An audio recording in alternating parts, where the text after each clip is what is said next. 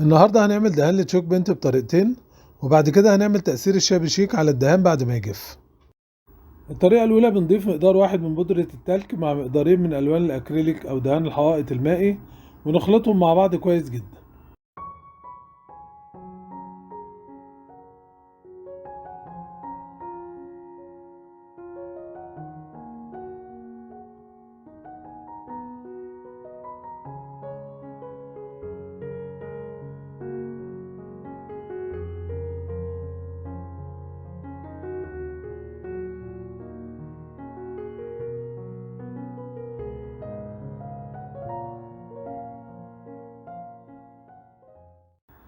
أما الطريقة التانية بنضيف مقدار 1 من الجبس، ونبدأ نضيف عليه المية ونقلب الخليط، ونضيف مية تاني مع التقليب لحد ما نوصل لقوام كريمي.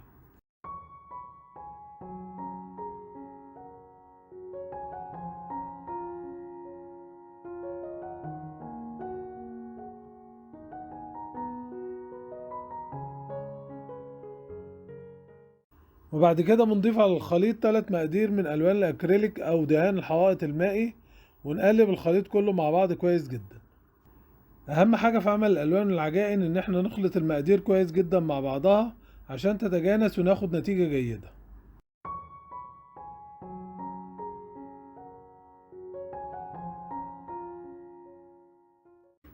ودلوقتي هنجرب الدهانات على الخشب، وكمان هنعمل عليهم تأثير الشابي شيك باستخدام الصنفرة، ونشوف شكلهم النهائي.